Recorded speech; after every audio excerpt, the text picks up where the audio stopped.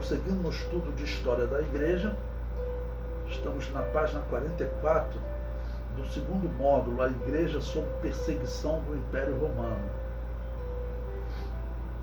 O número 7 do nosso material didático, na página 44, o título diz Os Mártires de Lyon. Bom, como nós temos visto, esse é um período de perseguição.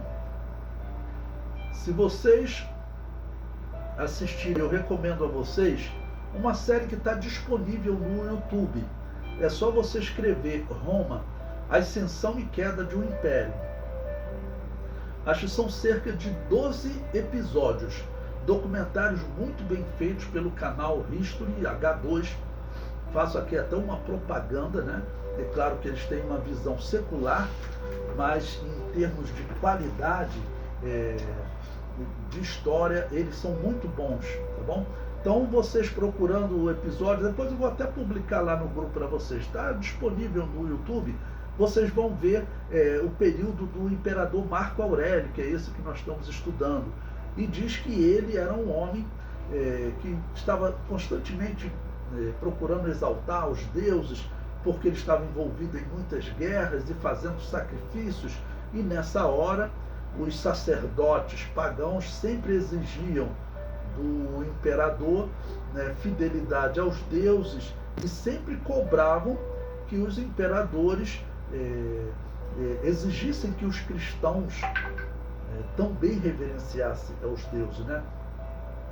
Bom, então esses mártires aqui, veja, já vai acontecer na região da atual França, uma região que era considerada bárbara pelos romanos. Os romanos haviam conquistado aquela região cerca de 200 anos antes desse período que nós estamos estudando, tá ok?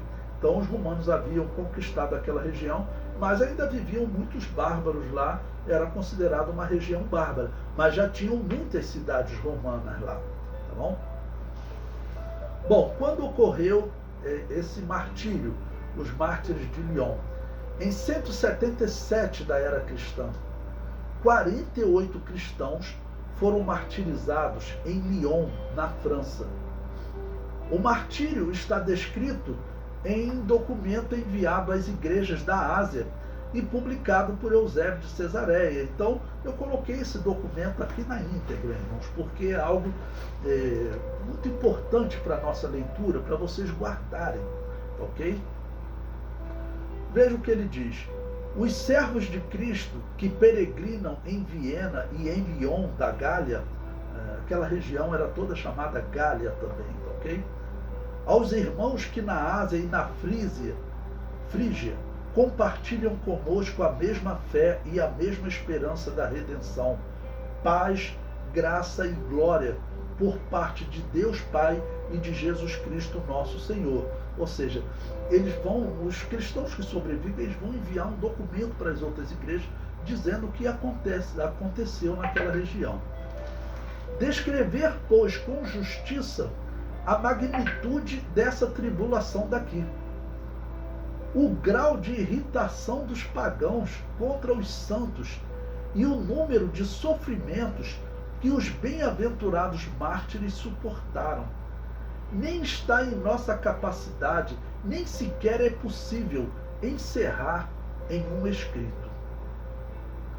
E ocorreu que o adversário atacou com todas as suas forças, como prelúdio já do descaramento de sua vinda iminente.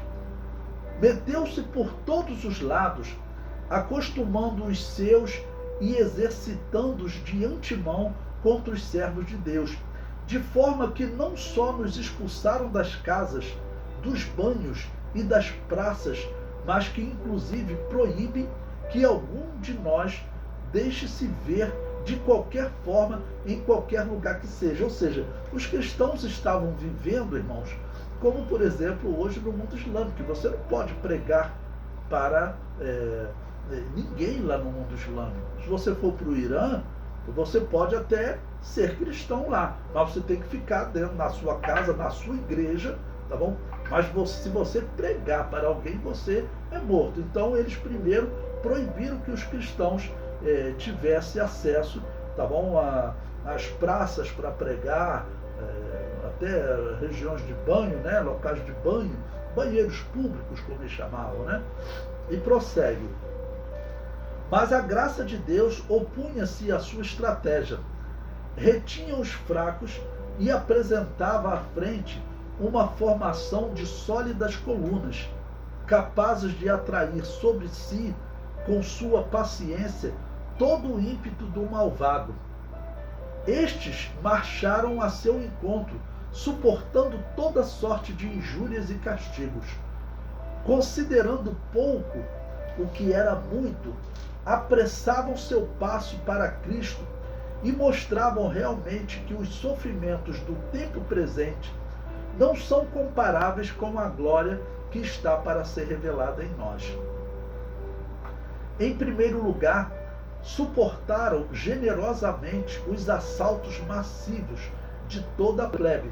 Porque os ímpios, né, falavam, se é cristão, nós vamos denunciá-los e nós tomamos posse dos bens deles. A partir disso, eles já começaram a assaltar, né, tomar os bens dos cristãos.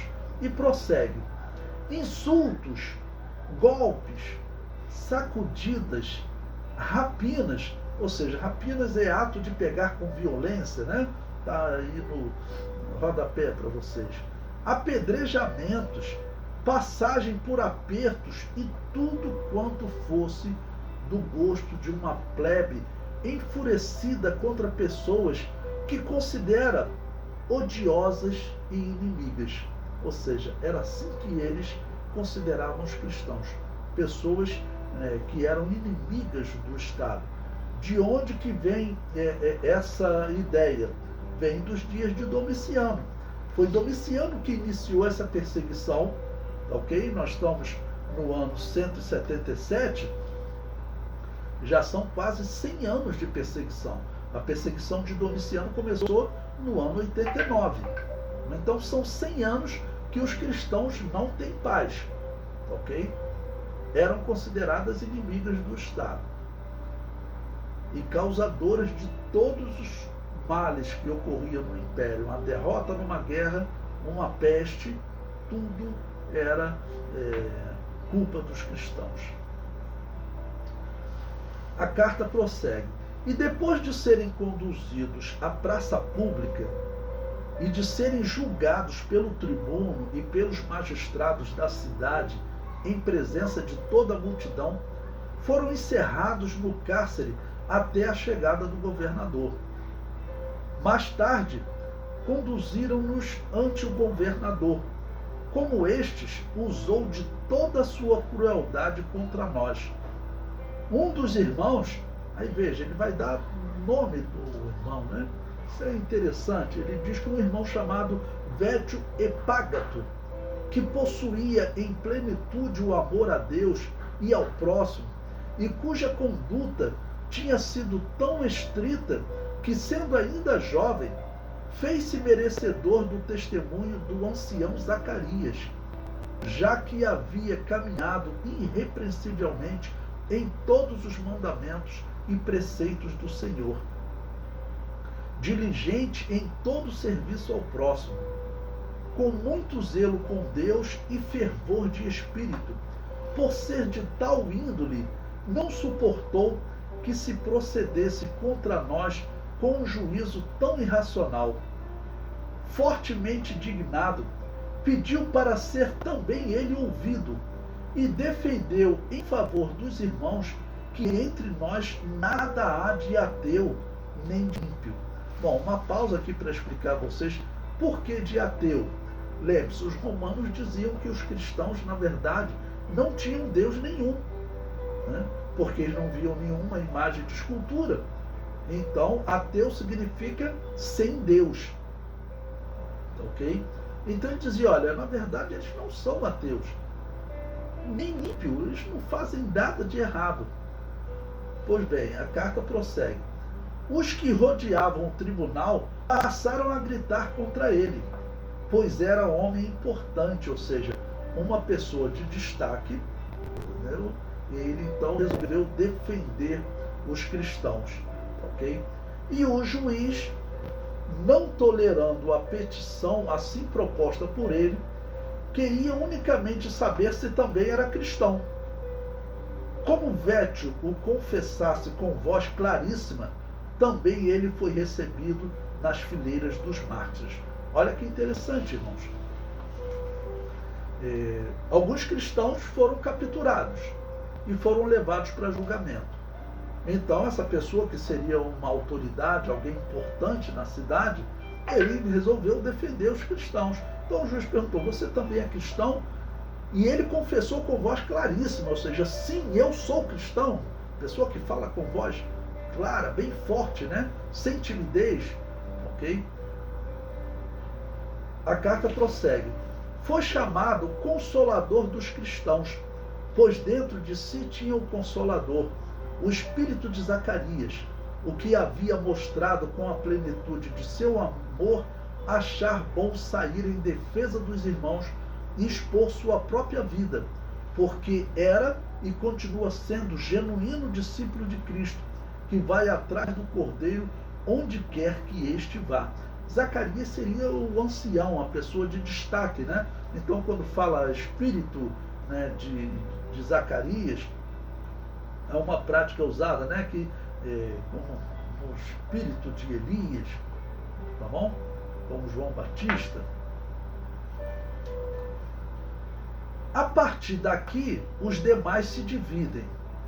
Aparecem claramente os preparados para tal testemunho, ou seja, daquele grupo de 48, agora 49, claramente apareceram aqueles preparados que continuavam dando testemunho.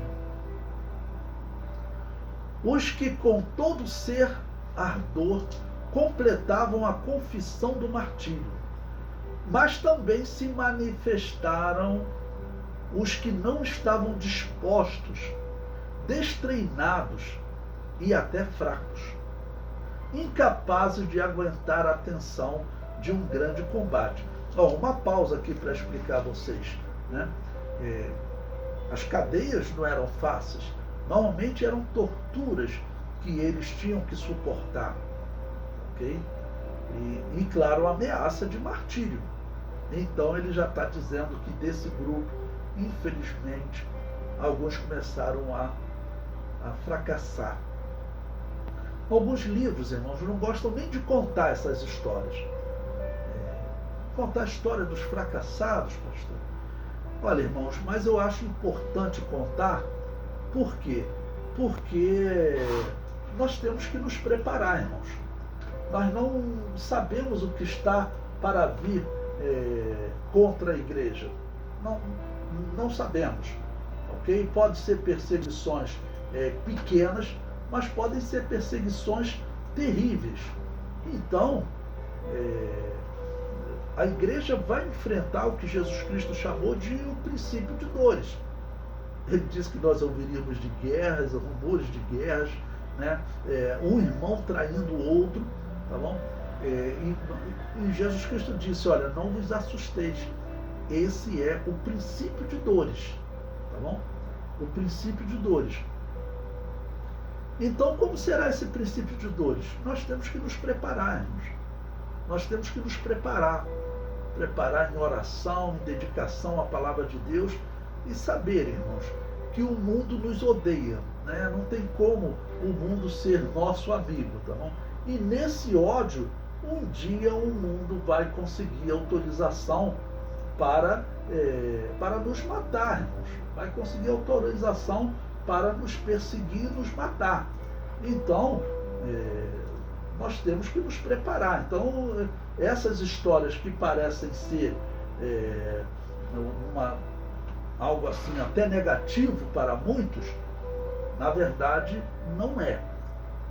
Nós sabemos que essa tribulação ela pode chegar nos nossos dias nesse mesmo grau que os cristãos sofriam aqui, ok? Bom, o texto prossegue. Continuamos na página 46, né? Destes, uns 10 abortaram. E ele coloca aí ao lado, lapsus, né? Lembre-se, lapsus significa os caídos, caíram, tá bom? Destes, uns 10 caíram. Então eles eram chamados em latim de lapsus. né, caídos, ou ainda traditores, né, traidores. Então, daqui dá até para nós termos um percentual, né? Era 48, 49, vou botar 50 em número redondo. Então, 20% negaram a fé.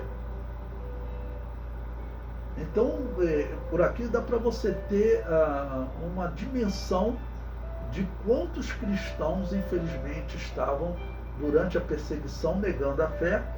E a partir desse momento, essas pessoas terão sempre que se apresentar no templo de Júpiter, de Apolo, daquelas divindades, né, para fazer o seu sacrifício ao demônio. Ok? E prossegue. Grande foi a aflição e imensa a dor que nos causaram, e grave o dano causado ao entusiasmo dos outros, que não haviam sido presos com eles, e que, apesar de estar sofrendo com toda classe de horrores, contudo, assistiam os mártires e não os abandonaram. Porque muitos, né, que estavam vivos, de alguma maneira mandavam mensagem para os mártires, né? Nós teremos uma história de uma cristã que ela era mãe recente, ela ainda amamentava. E o pai dela falava: minha filha, nega esse Jesus, você tem que criar o seu filho. Quem vai cuidar dessa criança? E ela falou: Jesus cuidará do meu filho. Né? Coisa que nós falamos assim, né, que mexe conosco, né? Ela falou: Jesus vai cuidar do meu filho, um recém-nascido, sendo amamentado ainda. E vamos lembrar, é um exemplo de amor de mãe. Porque, claro, o amor de mãe se destaca em relação ao amor de pai. Ok? Porque Deus compara o seu amor ao amor de mãe. E uma mãe, né, que tendo seu filho ainda amamentando ele, foi presa. Nós veremos essa história com detalhes. E o pai dizer: nega, só para você criar o seu filho. Ela falou assim: eu não vou negar. E quem vai criar essa criança? Jesus vai criar o meu filho. Seria bom que a perseguição tivesse parado, que nós tivéssemos mais documentos. E eu tenho certeza que essa criança iria crescer com um cuidado especial de Deus. Deus, com certeza, honrou a fé daquela serva. Nós veremos isso. Bom, a carta prossegue. Mas então todos ficamos muito aterrados ante a incerteza de confissão, não por temor aos castigos, mas porque víamos como distante o fim e temíamos que alguém sucumbisse, ou seja, que as pessoas diante da perseguição acabassem por negar a fé. Né? Mesmo assim, a cada dia detinham os que eram dignos de completar o número daqueles, ou seja, o número está aumentando. Se 10 abortaram, o número está aumentando. Tanto que juntaram todas as pessoas importantes das duas igrejas, graças às quais, sobretudo, tem importância os assuntos daqui. Lembre-se, numa perseguição dessa, irmãos, muitos iam para o cemitério, para as catacumbas. Por quê? Porque o romano, ele não ia nas catacumbas, ele não ia no cemitério. Ele chamava de mundo dos mortos. Eles pensavam que se eles fossem lá, os mortos podiam atormentar eles. Então, cada cemitério construído, eles iam, né, ocupando, e depois eles abandonavam aquela região, não faziam mais nada lá. Tá bom? Outros fugiam para as montanhas. Mas aqueles que ficavam nas cidades, eles acabavam sendo descobertos, capturados e mortos. O comentário prossegue.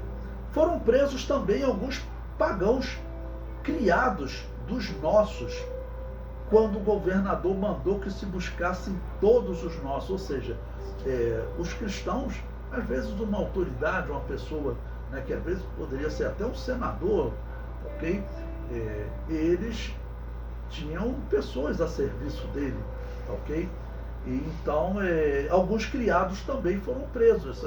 Chegou na casa de um cristão, o cristão mora nessa casa, prenderam todos lá, tá bom? Estes, pela insídia de Satanás, temendo os tormentos que viam padecer os santos e forçados a isto pelos soldados, acusaram-nos falsamente de ceias canibais. Olha só. Então eles viviam na casa dos cristãos e diziam, nós não somos cristãos, nós somos pagãos. Né? Não, são sim, tem que matar. Não, não somos. Ainda vou contar para vocês, eles faziam ceias canibais. Ou seja, bebiam sangue de criança, comiam carne de criança. Já haviam acusações loucas contra os cristãos, nós vimos em capítulos anteriores, né? E prossegue. Foram acusados também de promiscuidades édipicas, de Édipo, né? Aquela mitologia grega que os romanos seguiam também e contava a história de um filho que tinha relações com a própria mãe. Então acusaram os cristãos também de promiscuidades édipicas e de tantas outras coisas que para nós não é lícito nem dizer nem pensar, nem mesmo crer que tais coisas tenham ocorrido entre os homens. Quando este rumor se espalhou, todos se revoltaram como feras contra nós, tanto que se a princípio alguns se comportaram com moderação por amizade, começaram então a mostrar-se muito hostis e raivosos contra nós. Estava se cumprindo o que dissera nosso Senhor: virá um tempo em que todo aquele que vos matar pensará estar prestando culto a Deus. Desde então, os santos mártires suportaram castigos que excedem a toda descrição, enquanto Satanás se esforçava para arrancar-lhes também alguma palavra blasfema. Por quê? Porque ao cristão era exigido que ele adorasse o demônio, mas também era exigido que ele amaldiçoasse o nome de Jesus, que ele também entregasse pergaminhos, tá bom? Que eles tinham das Escrituras. Então, eles torturavam os cristãos esperando que os cristãos blasfemassem contra Jesus.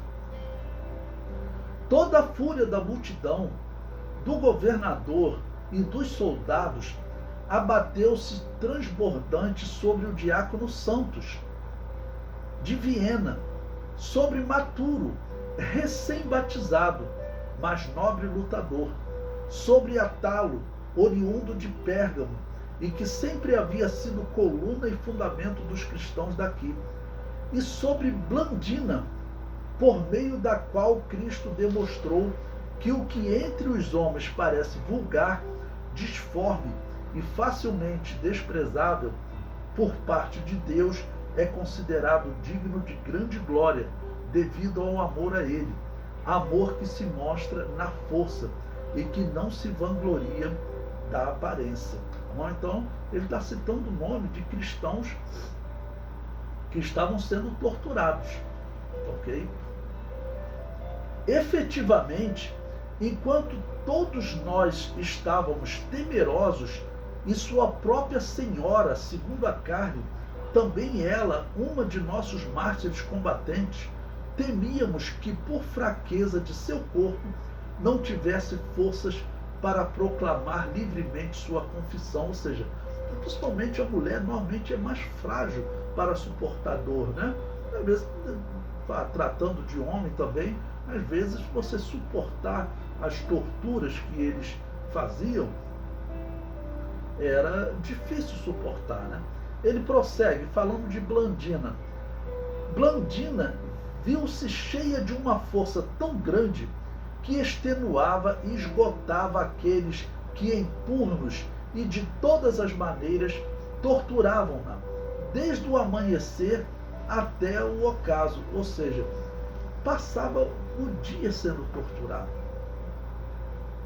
Eles mesmos confessavam que estavam vencidos, sem nada poder fazer contra ela, e se admiravam de como podia manter-se com alento, estando todo o seu corpo dilacerado e aberto, e atestavam que um só tipo de suplício bastaria para tirar a vida, sem necessidade de tantos e tão terríveis.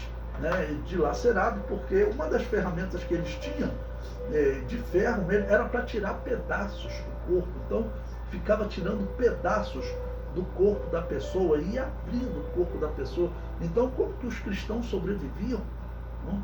Então vai tirando pedaços, agora prende eles, deixa eles aí mais uma noite sofrendo, e diz que era normal eles ainda levarem água com sal, vinagre e jogar em cima dos cristãos com aquela ferida para causar uma ardência muito grande. Tudo isso para ver se eles reverenciavam os deuses, porque para os pagãos os males que estavam acontecendo era culpa dos cristãos. Lembre-se, esse período que nós estamos estudando, havia também uma grande praga no Império Romano. A praga ainda não havia acabado. O próprio imperador Marco Aurélio, ele será morto pela praga. O irmão dele, que era como um subimperador, eles estavam dividindo o império, já havia morrido pela praga, e Marco Aurélio também vai morrer pela praga, por essa peste. E o que eles diziam é que essa peste era culpa dos cristãos. O documento prossegue.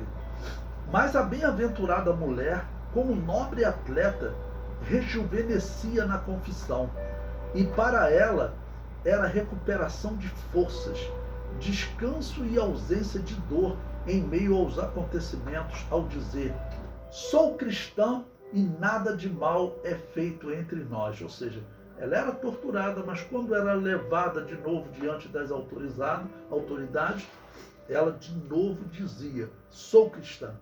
Não confessava e dizia: nada de mal é feito entre nós. Prossegue. Também Santos suportou nobremente, além de toda medida humana, todos os maus tratos que provêm dos homens. Os iníquos, nós vimos que eles estavam espantados, né? Os homens que torturavam a mulher, como que essa mulher ainda mantém, né, a sua palavra? Os iníquos esperavam que pela persistência e magnitude dos tormentos ouviriam dele algo indevido, mas resistiu-lhes com tal firmeza que não revelou nem seu próprio nome, nem de sua família, nem da cidade de onde vinha, nem se era escravo ou se era livre, mas a tudo que lhe perguntavam dizia em latim: sou cristão. Era só o que ele respondia: sou cristão. Né? Que bonito isso, né, irmãos? Que bonito. Então ele dizia: sou cristão, em lugar de seu nome, de sua cidade, de sua família e de tudo. Isto é o que confessava sucessivamente, e nenhuma outra palavra ouviram dele os pagãos.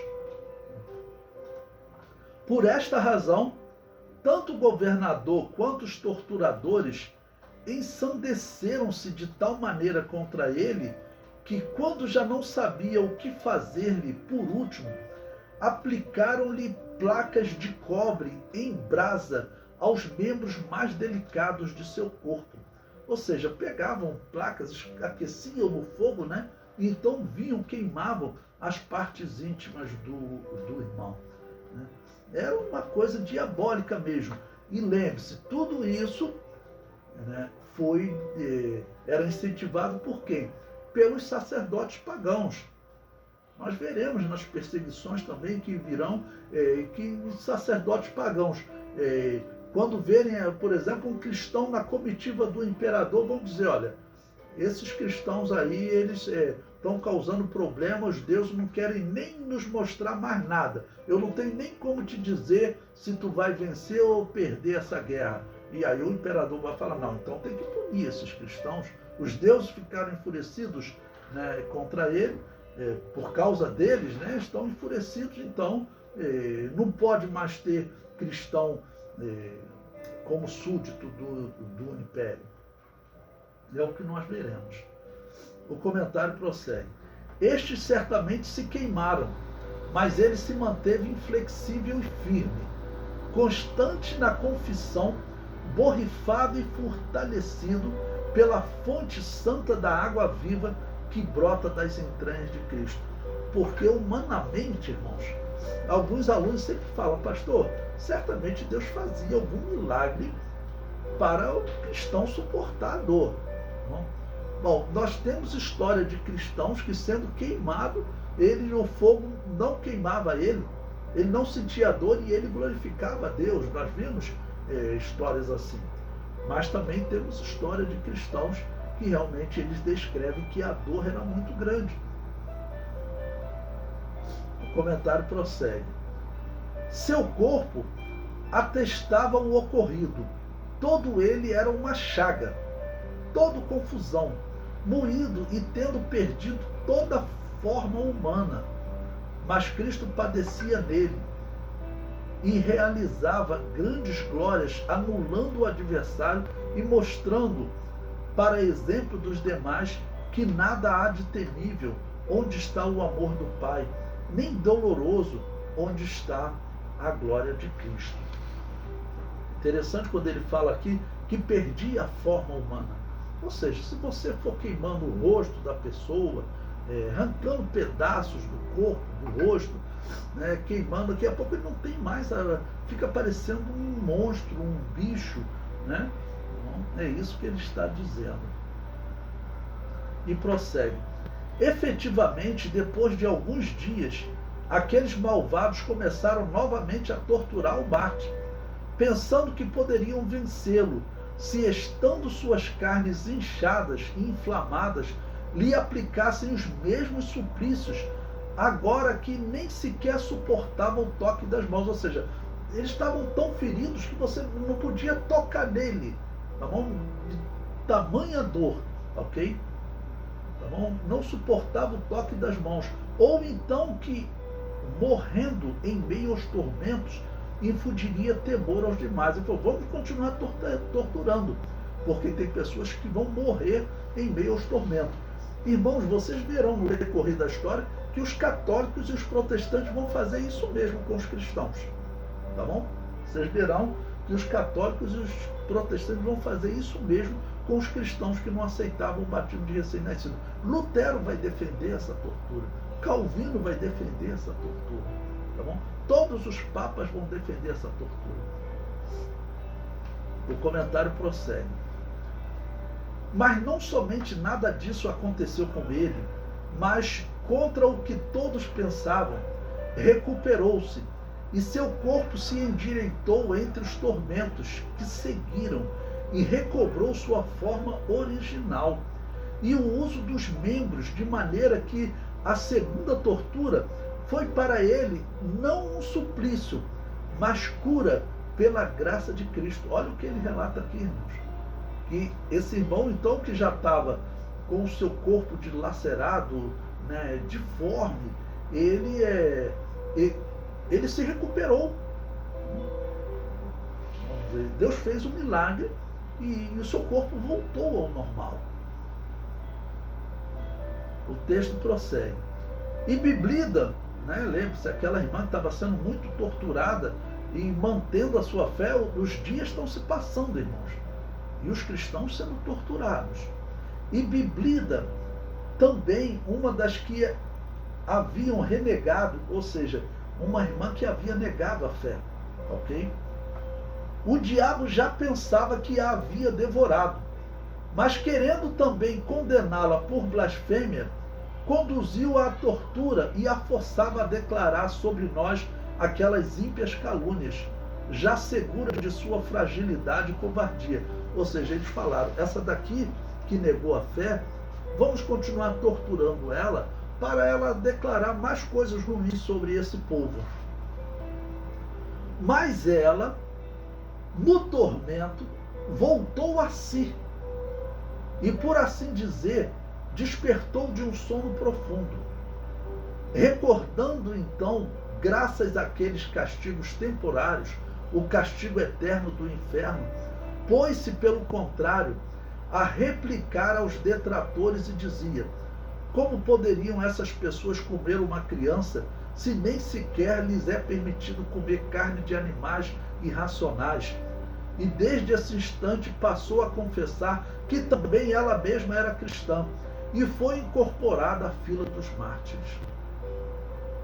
Anulados por Cristo, os tormentos dos tiranos por meio da constância dos santos, o diabo pôs-se a imaginar outros recursos, o encerramento no pior e mais escuro lugar do cárcere, a distensão dos pés no cepo.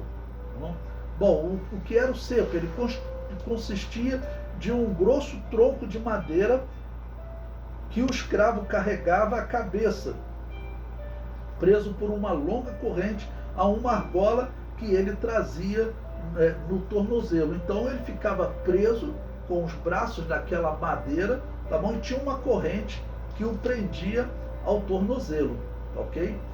Então a distensão dos pés no cepo, separados até o quinto furo, e os demais suplícios que os funcionários irritados e endiabrados costumavam infligir aos presos, tanto que no cárcere a maior parte morreu asfixiada, ou seja, os cristãos morreram em meio às torturas, asfixiadas, ao menos quando o Senhor quis que assim morresse, mostrando sua própria glória.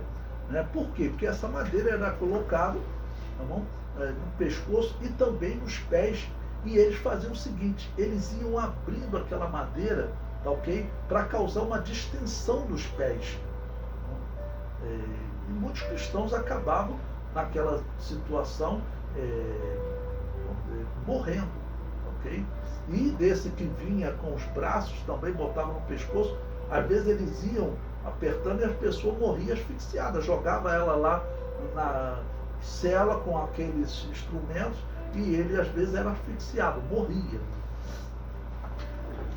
Efetivamente, alguns dos que haviam sido cruelmente torturados até o ponto de parecer que não poderiam viver, ainda que se lhes desse todo tipo de cuidados, permaneciam no cárcere, desprovidos naturalmente de toda assistência humana. Normalmente nem alimento davam a eles. Eles deixavam uma semana sem se alimentar. Mas fortalecidos pelo Senhor em seus corpos e em suas almas, animavam e consolavam os demais. Outros, em compensação, jovens e recém-detidos, cujos corpos não haviam sido torturados antes, não suportavam o peso do encerramento e morriam lá dentro. O bem-aventurado Potino, então ele cita nome de outro irmão, tá ok? A quem fora confiado o mistério do episcopado de Lyon, passava já da idade de 90 anos e seu corpo estava fraco. Por causa desta sua debilidade corporal, apenas conseguia respirar, ou seja, já não conseguia mais falar, nem andar, nada. Mas por seu grande desejo do martírio, olha só, irmãos, ele queria ser martirizado. O ardor de seu espírito devolvia-lhe as forças. Também ele foi arrastado ao tribunal com o corpo desfazendo-se pela velhice e pela enfermidade. Lembre-se que uma das ações era tirar pedaço, arrancar pedaço da pele, da carne, né? Mas com sua alma conservada para que por ela Cristo triunfasse. Levado pelos soldados ante o tribunal, com acompanhamento das autoridades da cidade e de toda a plebe, gritando-lhe toda a classe de injúrias, como se ele mesmo fosse o Cristo, deu formoso testemunho. Quando o governador perguntou-lhe quem era o Deus dos cristãos, disse: se fores digno, o conhecerás. Então arrastaram-no sem cuidado e sofreu diversas feridas. Os que estavam perto faziam-lhe todo tipo de afronta, com pés e mãos, sem o menor respeito por sua idade. E os que estavam distantes atiravam cada um que tivesse a mão, e todos criam errar gravemente e ser uns ímpios se omitissem alguma insolência contra ele, pois pensavam que assim vingavam seus deuses. Né? Então eu dizia, olha, já que vocês dizem que os nossos deuses não existem, os nossos deuses estão ofendidos. Então nós temos que ofender vocês, bater, né, agredir para nós vingarmos os nossos deuses. Ou seja, eles acreditavam em deuses que precisavam ser vingados. Né? Esses deuses não têm como reagir, então prossegue. Ele, apenas respirando, foi jogado no cárcere e, ao fim de alguns dias, entregou a sua alma. Foi então que teve lugar uma grande dispensação de Deus e se manifestou a imensa misericórdia de Jesus, como raramente havia ocorrido na comunidade dos irmãos, mas muito de acordo com o modo de Cristo. Efetivamente, os que haviam renegado nas primeiras detenções foram também encarcerados e compartilhavam dos mesmos horrores, já que nesta ocasião de nada lhes serviu sua apostasia. Olha o que os pagãos fizeram, irmãos. Não, pegue então aqueles que negaram, não, e vamos continuar torturando eles. Os que confessavam o que na verdade eram encarcerados como cristãos, sem nenhuma outra acusação. Em compensação, os outros eram presos como homicidas e impuros, e castigavam-nos em dobro do que aos demais. Ou seja, aqueles que negaram, que apostataram, eles acabaram recebendo um castigo dobrado. Né? Bom, eu sempre digo também nessa situação, irmãos, esses cristãos que tinham negado a fé, que até tinham adorado o demônio, né, havia perdão para eles.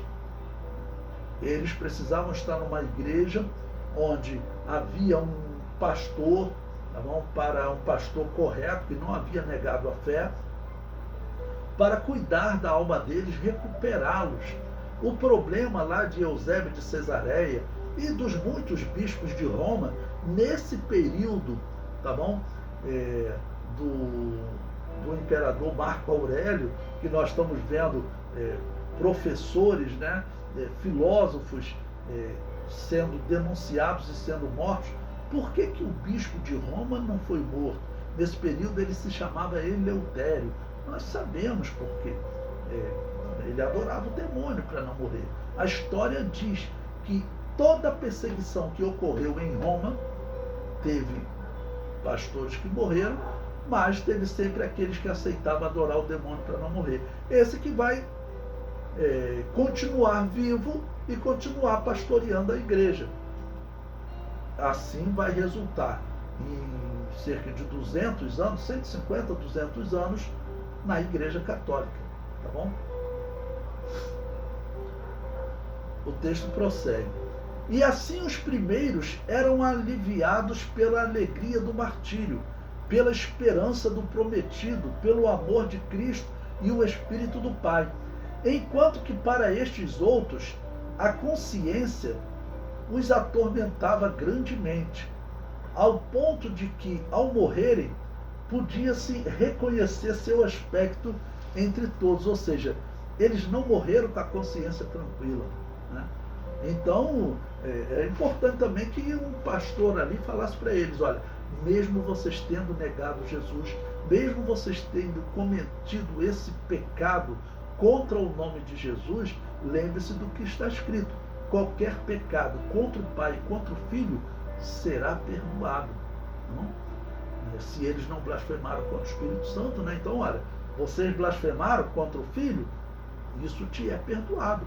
Fique com a sua consciência tranquila se agora você está confessando a sua fé.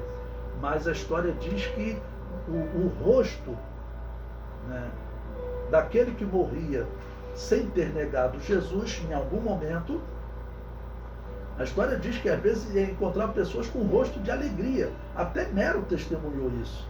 Tá ok? E esses que negaram em algum momento e depois foram trazidos para o lugar de morte, tortura e morte, via que às vezes no seu rosto não havia aquela alegria. talvez pela dúvida do perdão, né? Pela dúvida do perdão. O comentário prossegue. De fato, alguns avançavam prazerosamente com um misto de glória e graça abundantes em seus rostos, de modo que até suas correntes os cingiam com um esplêndido adorno, como uma noiva ataviada com multicoloridos fios de ouro, e ao mesmo tempo espalhavam o suave odor de Cristo, a ponto de fazer os outros pensarem que tinham se ungido com perfumes mundanos. Os outros, pelo contrário, faziam-nos sóbrios, cabisbaixos, disformes e cheios de rancor.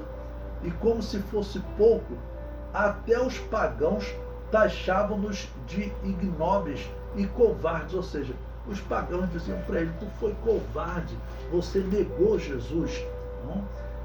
Você negou a sua fé, então você é um covarde. É isso que o diabo faz, é acusar. Quem conhece a graça de Deus sabe que Deus perdoa com perdão perfeito, até esses, não?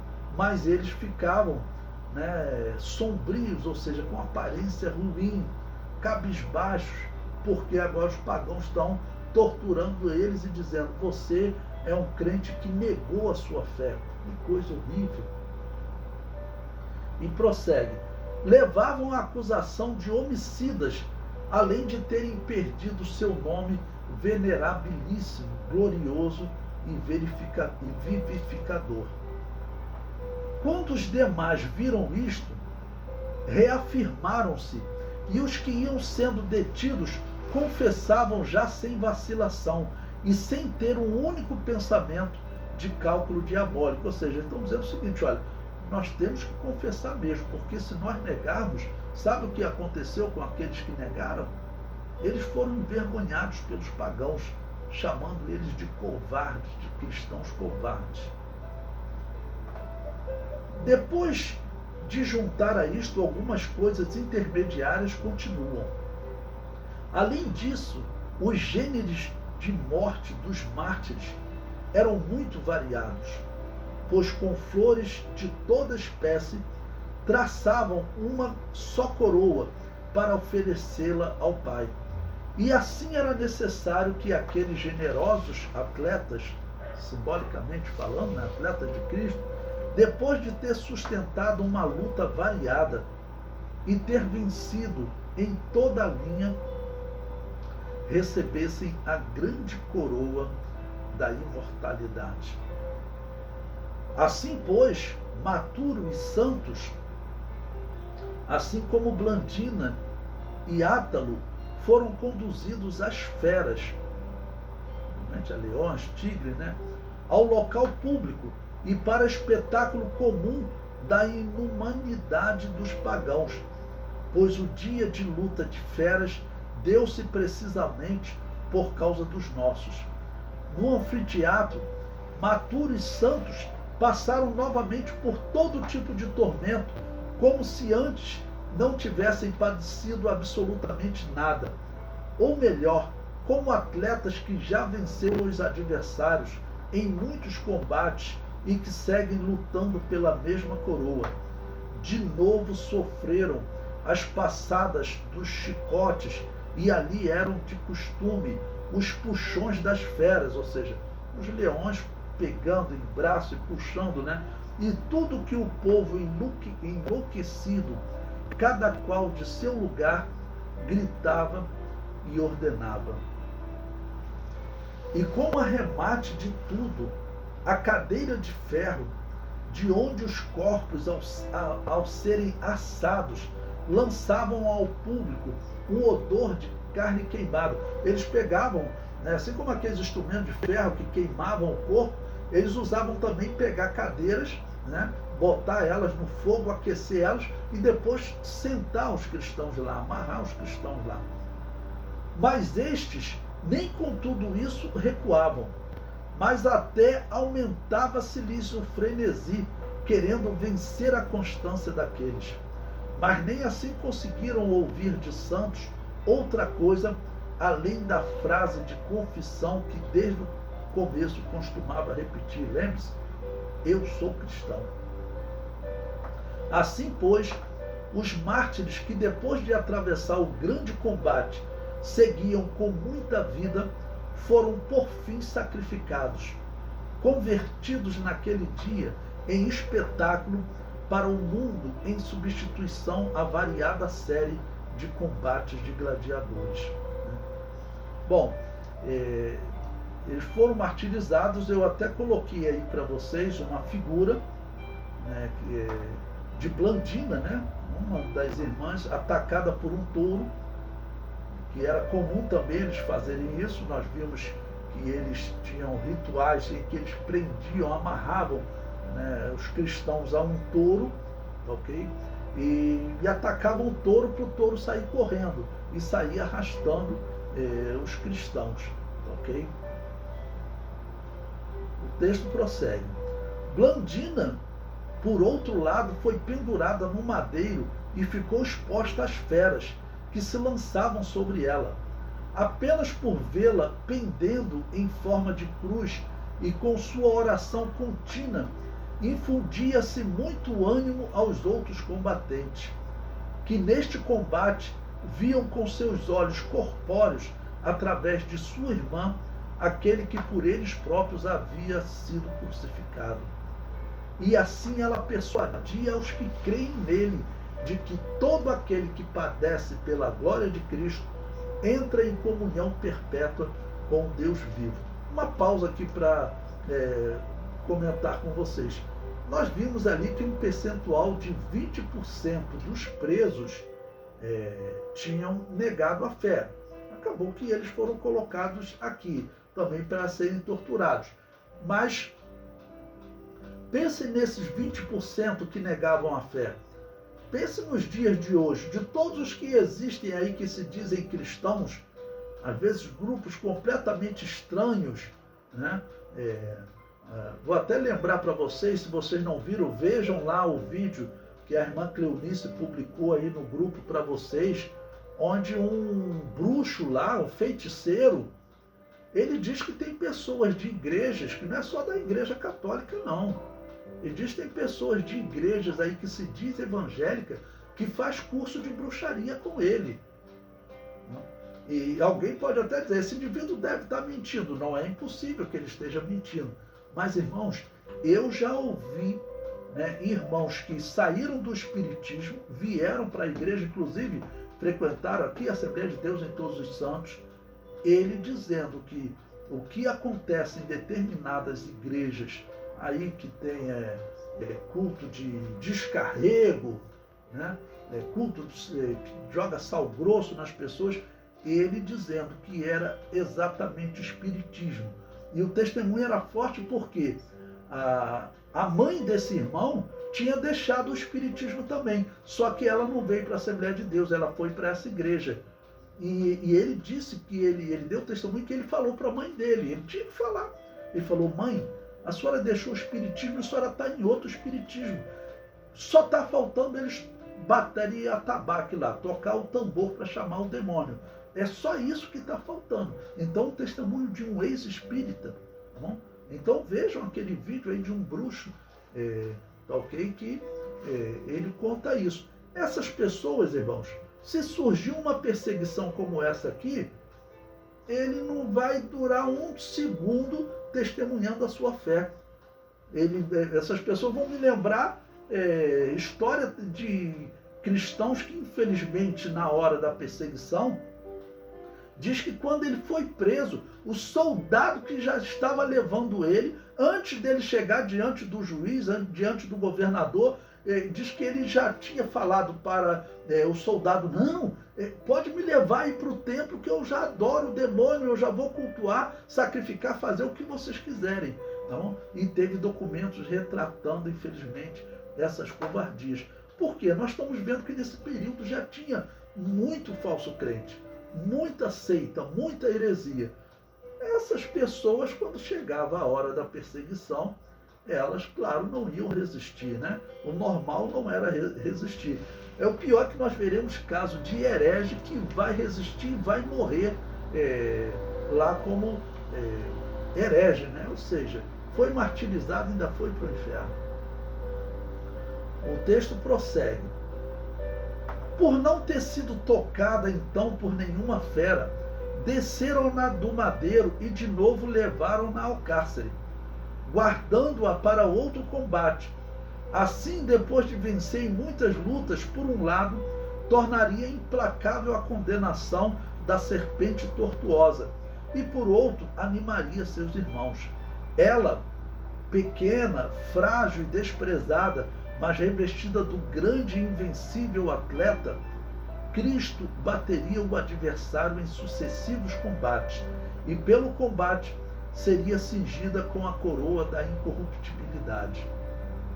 Átalo, por sua vez, também foi reclamado com grande empenho pela plebe, pois tinha grande renome.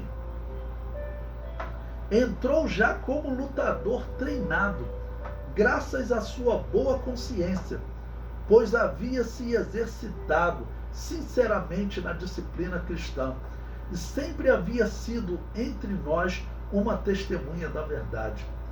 Conduziram-no dando a volta ao anfiteatro, precedido de um cartaz no qual estava escrito em latim: "Este é Átalo, o cristão", enquanto o público se inflamava terrivelmente contra ele.